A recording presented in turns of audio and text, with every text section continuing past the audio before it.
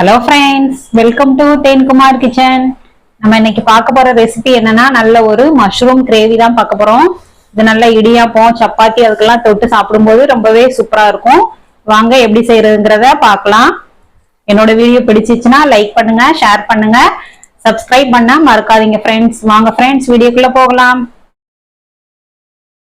ஒரு கடாயில தேவையான அளவு எண்ணெய் சேர்த்துக்கோங்க.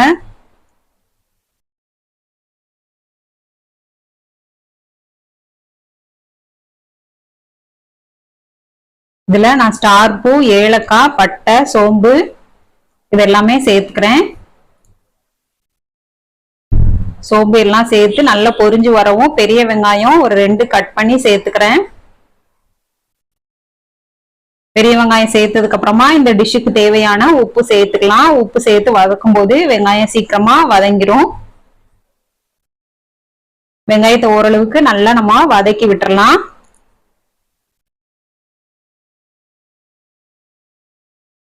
வாசனைக்காக கருவேப்பிலை சேர்த்துட்டு வெங்காயம் ஓரளவு நல்லா வதக்குனதுக்கு அப்புறமா இதுல இஞ்சி பூண்டு விழுது சேர்க்கணும்.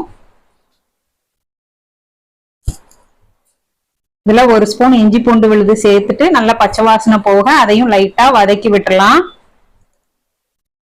நல்ல மீடியம் ஃப்ளேம்லயே வச்சுட்டு குக் பண்ணுங்க.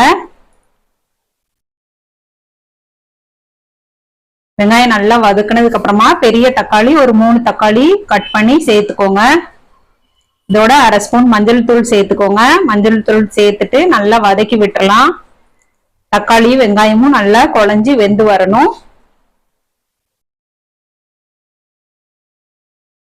தக்காளி நல்லா வதக்குனதுக்கு அப்புறமா மசாலா பொருட்களை சேர்த்துடலாம். இந்த காளான் கிரேவி குயிக்கா நம்ம ஈஸியாவே செஞ்சிடலாம். ரொம்பவே டேஸ்டியா நம்ம நான்வெஜ் சாப்பிடுற டேஸ்ட்ல அதே டேஸ்ட்ல சூப்பராகவே இருக்கும்.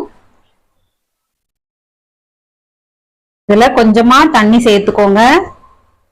தண்ணி சேர்த்துட்டு 2 ஸ்பூன் மல்லித்தூள் சேர்த்துக்கிறேன்.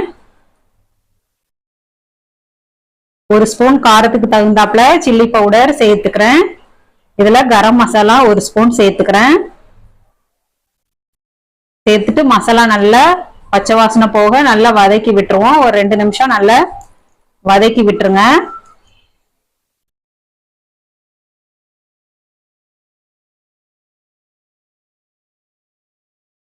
நல்ல மசாலா பச்சை வாசனை போக சுருளை வதக்கிட்டோம். இப்போ நம்ம கிளீன் பண்ணி சுத்தம் பண்ணி வச்ச 1 பாக்கெட் காளான் தான் இன்னைக்கு எடுத்திருக்கேன். அதை இதோட சேர்த்துக்கிறேன்.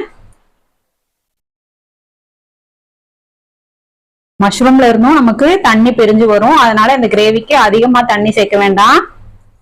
நல்லா அந்த மசாலாலாம் கோட் ஆகுற அளவுக்கு காளானை நல்லா வதக்கி விட்டுறலாம்.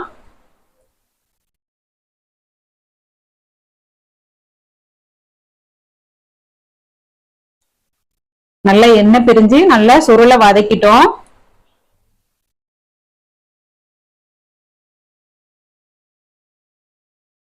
இப்போ இதுல நான் 1 கப் தேங்காவுல முந்திரி பருப்பு, சோம்பு, ஏலக்காய் அதெல்லாம் நைஸா நல்லா ஃபைன் பேஸ்டா அரைச்சிருக்கேன். அதை இதோட சேர்த்துக்கோங்க. அதோட தண்ணி சேர்த்துட்டு நம்ம ஒரு 7ல இருந்து 8 நிமிஷம் மீடியம் ஃப்ளேம்லயே வச்சுட்டு குக் பண்ணோம்னா காளான் கிரேவி அருமையாவே ரெடி ஆயிரும். நல்லா ஒண்ணு போல கலந்து விட்டுட்டு தேவையான தண்ணி சேர்த்துட்டு குக் பண்ணி எடுத்துடலாம். அருமையான காளான் கிரேவி நம்ம 10ல இருந்து 15 நிமிஷத்துக்குள்ள சூப்பராகவே செஞ்சிடலாம். இது சப்பாத்தி, இடியாப்பம் அதுக்கெல்லாம் தொட்டு சாப்பிடும்போது ரொம்பவே சூப்பரா இருக்கும்.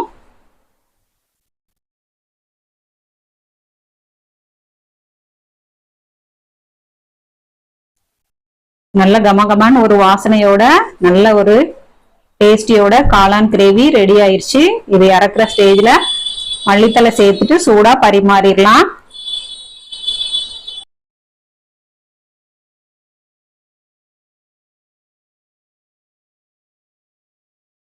இதுல இப்போ மல்லித்தலை சேர்த்துட்டு அடுப்பு ஆஃப் பண்ணிடுறேன். அருமையான மஷ்ரூம் கிரேவி சூப்பராகவே ரெடி ஆயிடுச்சு.